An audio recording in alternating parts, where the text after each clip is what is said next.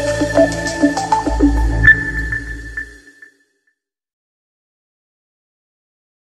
दोस्तों, dynamic programming के lecture series में आपका स्वागत है। आज हम लोग बात करने वाले हैं डायनेमिक प्रोग्रामिंग में मेमोराइजेशन टेक्निक की।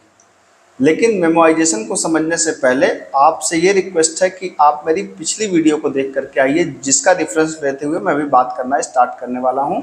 उसको मैं थोड़ा सा रिकैप आपको कर देता हूँ।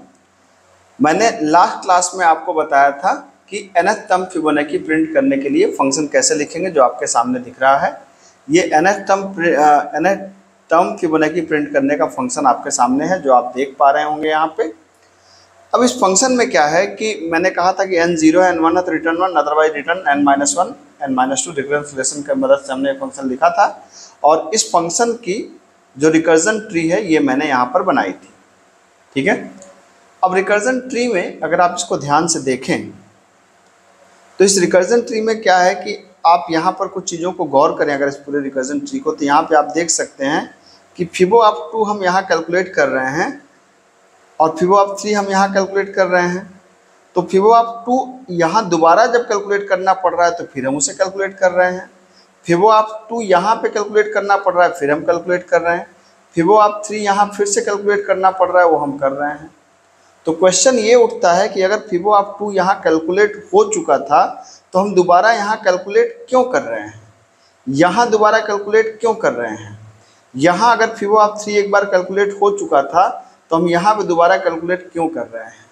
इसी प्रॉब्लम को बोलते हैं ओवरलैपिंग सबस्ट्रक्चर प्रॉब्लम। अगर इसको आपको और सिंपल समझना है तो मैंने आपको बताया था ना कि जैसे अगर मान लीजिए कि पिताजी हैं, उनके पास कोई एक अनुभव है किसी चीज़ का, तो अगर हमें वैसा ही कुछ करना है तो हम उनसे एक बार बात कर लें कि क्या पापा ये करना ठीक रहेगा। तो अगर उन्होंने उस चीज़ को किया है तो बता देंगे कि ठीक रहेगा या नहीं रहेगा, और नहीं किया तो आप करके देख लीजिए। कहने का मतलब है कि दूसरे के एक्सपीरियंस से हम बहुत कुछ सीखते हैं। जो मैंने आपको लास्ट क्लास में पहली क्लास में बताया था कि इतिहास हम क्यों पढ़ते हैं, तो वही लॉजिक है कि अगर एक बार जब कोई चीज़ यहाँ पे कैलकुलेट हो चुकी है तो हम क्यों यहाँ पे दोबारा कैलकुलेट कर रहे हैं, ठीक है। अब आते हैं इस प्रॉब्लम के सोल्यूशन की तरफ कि आप इसको कैसे सॉल्व कर सकते हैं। अगर आप देखें, पहले मैं आपको एक बार और दिखा दूं लास्ट प्रोग्राम जो हम लोगों ने रन कराया था। हम लोगों ने एक nth टर्म फिबोनाची का प्रोग्राम रन कराया था और इस प्रोग्राम में हमने 1 से 50 तक की फिबोनाची प्रिंट कराई थी। तो आपने देखा होगा कि जब आप इसको प्रोग्राम को रन करा रहे थे तो ये 36 तक तो तेज़ी से चला, उसके बाद 40 से प्रोग्राम हमारा स्लो हो गया। और जब हमारा प्रोग्राम स्लो हो गया तो ये बहुत धीरे धीरे कैलकुलेट कर रहा है, आपको देख सकते हैं कि 42 पे जाकर के रुक गया। तो अब इस प्रॉब्लम को हम लोग कैसे सॉल्व कर सकते हैं, ये मसला यहाँ पर समझने वाला है। तो अब यहाँ पर ज़रा सा ध्यान से देखें हम लोग कि अगर इस प्रॉब्लम को हमें सॉल्व करना है तो हमारे पास दो तरीके हैं। डायनेमिक प्रोग्रामिंग के दो अप्रोचेज होते हैं। पहले को बोलते हैं मेमोराइजेशन और दूसरे को बोलते हैं टेबुलेशन।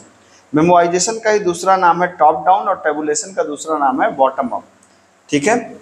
तो अभी के वीडियो में मैं बात करने वाला हूं मेमोराइजेशन की, फिर मैं बात करूंगा टेबुलेशन की। सब एक दूसरे से कोरिलेटेड है, इसलिए जब भी आप देखें तो एक सीक्वेंस से वीडियो को फॉलो करें, रैंडम ना देखें, अदरवाइज शायद आपको समझ में नहीं आएगा, ठीक है। तो मेमोराइजेशन को आप बिल्कुल सिंपल से ऐसे समझ सकते हैं कि अभी तक आप क्या यूज कर रहे थे, किसी प्रॉब्लम को सॉल्व करने के लिए आप यूज कर रहे थे रिकर्जन, ठीक है। अब मैं कह रहा हूँ कि रिकर्जन के साथ में आपको एक स्टोरेज को जोड़ देना है, और जब रिकर्जन के साथ में जब आप स्टोरेज को जोड़ देंगे तो यही कहलाएगा क्या, मेमोराइजेशन, ठीक है। मतलब सिंपल फार्मूला आप ऐसे लिख दीजिए कि memorization is equal to what, memorization is equal to recursion plus storage. बिल्कुल सिंपल सी बात है, ये आपका बन गया फार्मूला। तो आपको रिकर्जन ही इस्तेमाल करना है और रिकर्जन के साथ साथ में एक स्टोरेज रख देना है। स्टोरेज किस बात के लिए भाई, स्टोरेज इस बात के लिए कि आप कहना चाहते हैं कि जो एक बार कैलकुलेट हो चुका हो उसको हम वहाँ पर क्या कर लें, स्टोर करके रख लें, कि दोबारा कैलकुलेट करना पड़े तो हम वहीं से उठा लें स्टोरेज से, ना कि हम दोबारा रिकर्सिव कॉल करवाएं, ठीक है। तो मान लीजिए कि अब करना क्या पड़ेगा, इसके स्टेप्स क्या हैं। तो स्टेप नंबर 1 में है कि मान लीजिए nth टर्म का आपको कैलकुलेट करना है फिबोनाची, तो आपके पास एक int n है। मान लीजिए n की वैल्यू कितनी है, 5 है। तो आपको एक डीपी एरे लेना पड़ेगा, नाम आप खुद भी रख सकते हैं, मैं डीपी ही रख रहा हूँ। जैसे आपने एक डीपी एरे ले लिया और डीपी एरे का साइज क्या ले लिया आपने, n+1। क्यों n+1 लेंगे, आइए हम लोग इस बात को समझते हैं। ठीक है, तो जैसे n+1 का मतलब अगर 5 लिया, तो अगर हम टेक्निकली आप सोचिए कि अगर n की वैल्यू 5 है तो हम लेंगे dp ऑफ 5+1। 5+1 का मतलब 6, तो 6 का मतलब क्या होगा, array of 0, dp of 1, dp of 2, dp of 3, dp of 4 and dp of 5, यही बनेगा आपका। ठीक है, इसके साथ साथ आपको क्या करना होगा कि इस स्टोरेज की एक इनिशियल वैल्यू सेट करनी होगी। इनिशियल वैल्यू क्या सेट होती है, इनिशियल वैल्यू सेट होती है वो वैल्यू जो रिजल्ट का पार्ट ना हो। जैसे आप रिजल्ट में देख सकते हैं कि फिबोनाची टर्म क्या है, 0 है, 1 है, 2 है, 3 है, 5 है, 8 है।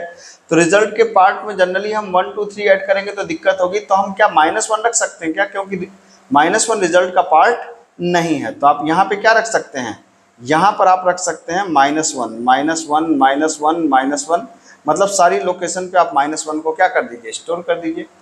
अब -1 स्टोर करने के बाद अब रिकर्जन कॉल के साथ में हम, मतलब आप ये समझिए कि यहाँ पर मैं आपको बता रहा हूँ कि क्या करेंगे हम लोग। इसी को मैं दोबारा कॉपी कर ले रहा हूँ, ये जो हमारा कोड है, कोड को कॉपी करने में तो पूरा कॉपी हो जाएगा।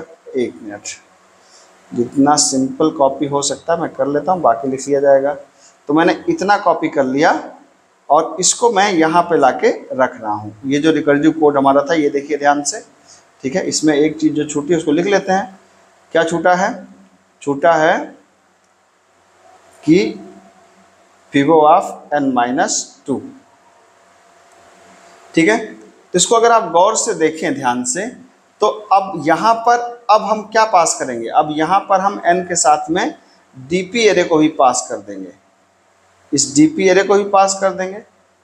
ठीक है, तो डीपी एरे से पास कर देंगे तो अब ये तो बिल्कुल ठीक है, यहाँ तो कोई समस्या है नहीं कि n0 है तो n1 है तो रिटर्न 1, और यहाँ भी कोई दिक्कत नहीं है।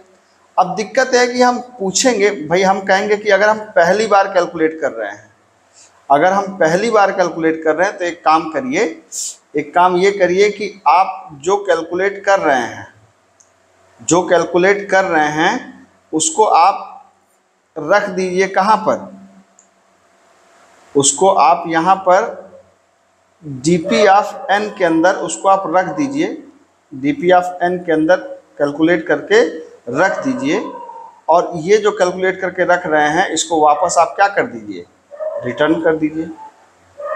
ये तो होगा कि अगर आप कोई चीज़ पहली बार कैलकुलेट कर रहे हैं, मतलब मैं कह रहा हूँ कि फिबो ऑफ n-1 n-2 को आप कैलकुलेट कर रहे हैं तो इसको कैलकुलेट करके dp ऑफ n-n के अंदर रख दीजिए।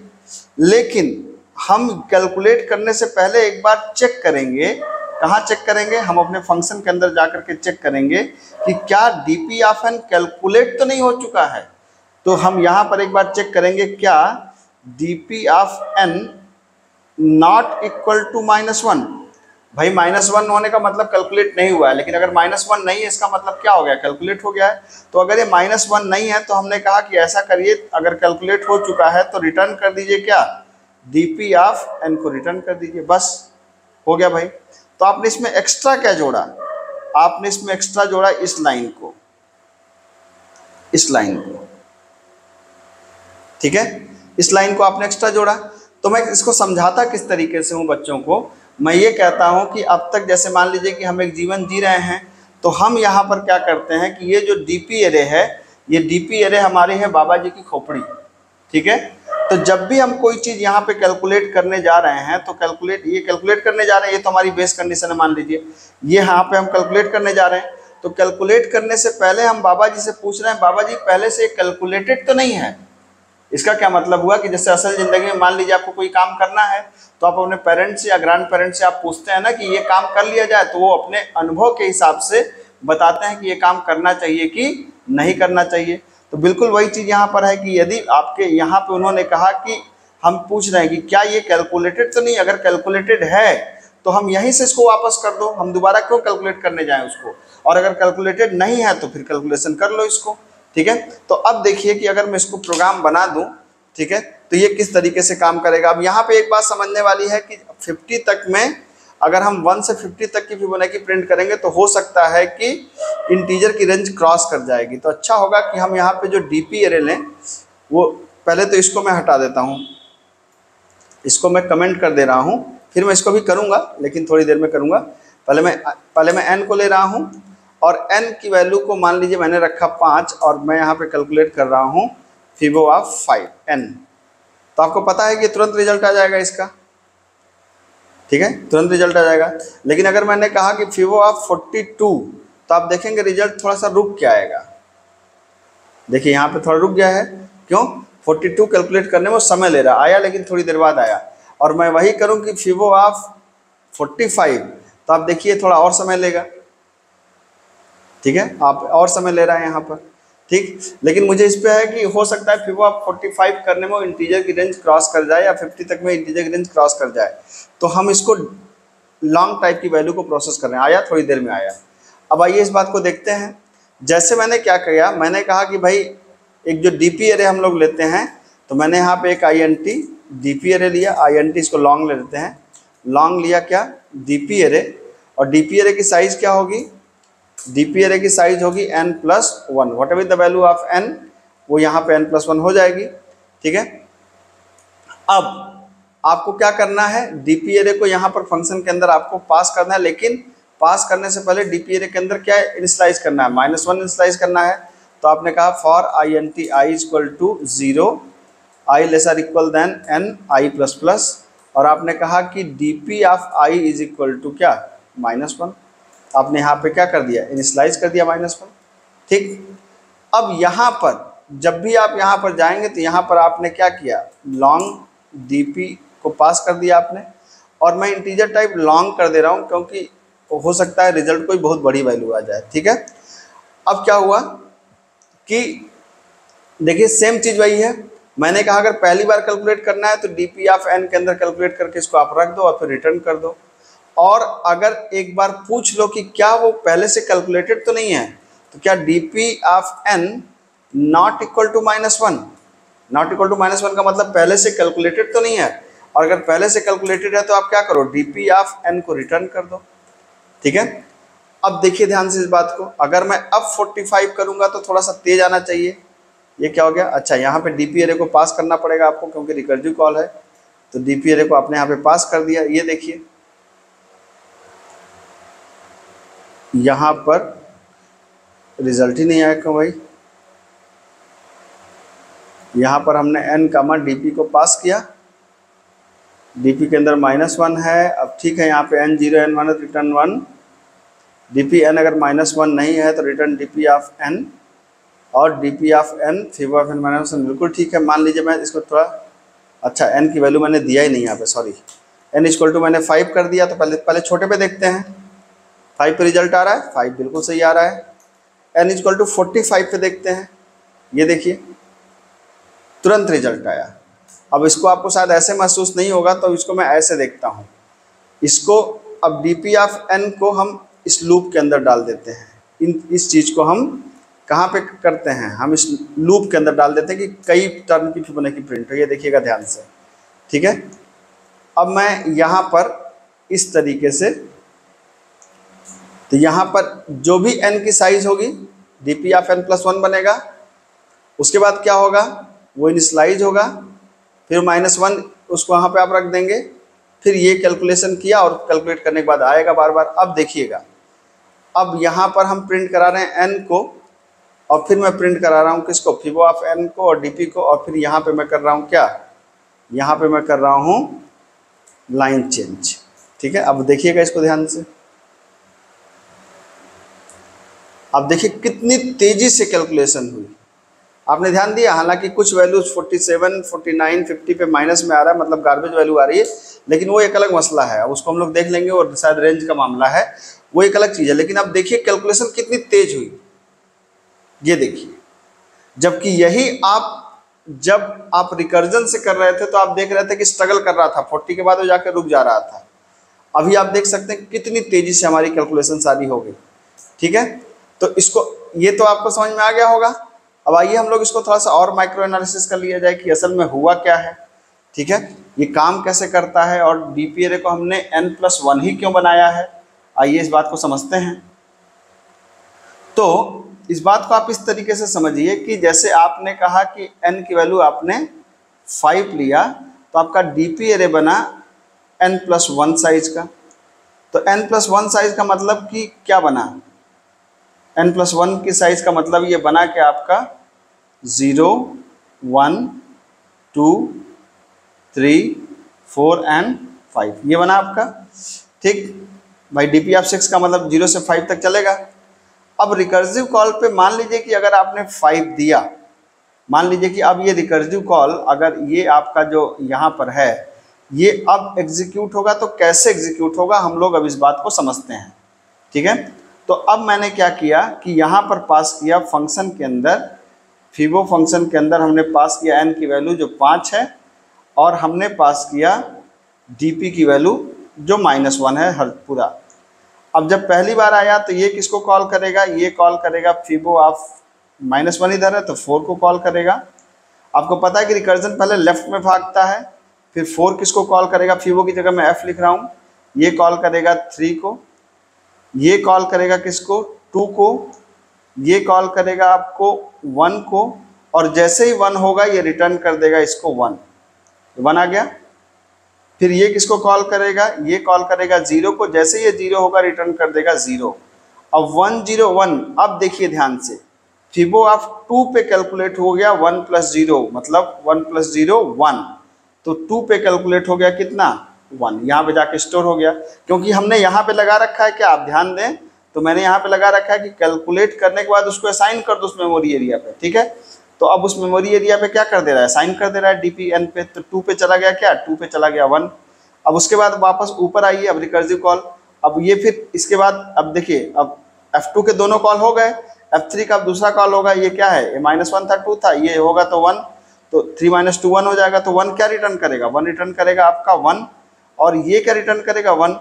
तो अब 3 पे क्या आ गया, 3 पे 1 + 1 मतलब 2 आ गया, तो 3 पे आ गया 2।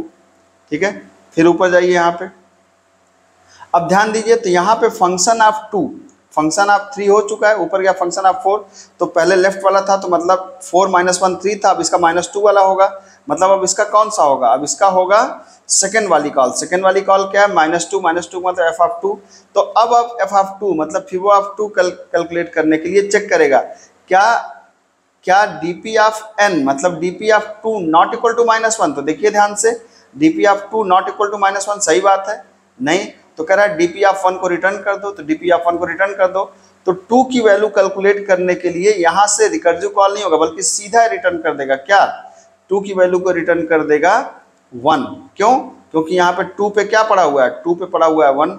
अब देखिए ध्यान से, 3 ने क्या वापस किया था, 1 और 1 2, और 2 और 1 4 पे क्या आया 3 आ गया, यहाँ पे आ गया 3। ठीक है, अब देखिए ध्यान से, तो ये 2 1 3 यहाँ से आया, अब वापस से इस जगह पे है हम लोग, इस जगह पे यहाँ पे हैं, तो अब यहाँ पे क्या हुआ, इसने कहा इसका -1 हो चुका था, तो n का वैल्यू कितनी थी 5, 5 - 1 कितना हो गया था 4 हो गया था। अब इसका कितना चलेगा, इसका चलेगा माइनस, ये तो हो गया था कितना -1, अब ये बचा -2, तो ये हो गया फिबो ऑफ क्या, फिबो ऑफ 3 कैलकुलेट होगा, तो 3 चेक करेगा क्या फिबो ऑफ 3 कैलकुलेट है क्या, हाँ फिबो ऑफ 3 कैलकुलेट है, उसकी वैल्यू कितनी है 2, तो ये सीधा वापस क्या करेगा, सीधा वापस करेगा 2, तो 3 + 2 कितना हुआ 5, तो यहाँ पे जाके स्टोर हो गया 5। तो अब चूंकि कोई रिकर्सिव कॉल बची नहीं, तो देखिए अब ये ट्री, अब ध्यान दीजिए, अब ये कंप्लीट हो गया, जबकि ये पहली बार कितनी बार चली थी, पहली बार ये चली थी इतनी बड़ी, पहली बार चली थी ये इतनी बड़ी, अभी कितनी बार चल रही है, इतनी बड़ी। समझ में आ रही है बात, इस वजह से आपका प्रोग्राम क्या हो गया, फास्ट हो गया, क्योंकि जो मल्टीपल कॉल आप कर रहे थे तो बाबा जी की खोपड़ी ने आपकी हेल्प कर दी। अब टेक्निकली इसका क्या मतलब है, इसका समझा जाए, ये क्या अब ये क्यों एक प्लस बनाया था, अभी भी क्वेश्चन है, तो अभी मैंने इनिशियलाइज नहीं किया था, लेकिन आप मान लीजिए 0 पे 0 है, 1 पे 1 है। ठीक है, तो बेसिकली ये एरे क्या कंटेन करता है, एरे कंटेन करता है कि n की वैल्यू 0 का रिजल्ट कितना होगा 0, n की वैल्यू 1 हो तो रिजल्ट कितना होगा 1, n की वैल्यू 2 हो तो रिजल्ट कितना होगा 1, n की वैल्यू 3 हो तो रिजल्ट कितना होगा 2, n की वैल्यू 4 हो तो रिजल्ट कितना होगा 3, n की वैल्यू 5 हो तो रिजल्ट कितना होगा 5। तो चूंकि n 5 है तो इसीलिए हम लोग क्या रिटर्न करते हैं, लास्ट में dp(n) को रिटर्न कर देते हैं, ये हमारा dp(n) का हमारा रिजल्ट है। ठीक है, तो होपफुली मेमोराइजेशन आपको समझ में आया होगा, बहुत इंपॉर्टेंट है, क्योंकि रिकर्जन के ज़्यादातर डीपी, अगर आपको डीपी अप्रोच करना है तो आप पहले रिकर्जन अप्रोच करते हैं, फिर मेमोराइजेशन अप्रोच करते हैं, तब जाके टेबुलेशन आपको अप्रोच करना चाहिए। सीधा टेबुलेशन अप्रोच करना बहुत प्रैक्टिस की बात होती है, उसमें थोड़ी दिक्कत होती है। तो हम लोग, लेकिन रिकर्जन अगर आपको आता है तो उसका टेबुलेशन बनाना बहुत ही आसान है। होपफुली आपको बात समझ में आई होगी, ठीक है। और किसी तरह का कोई कमेंट हो, कोई डाउट हो तो मुझे बताइएगा, और कोई क्वेश्चन ना हो तो लाइक, शेयर और कमेंट भी करिएगा। Thank you so much.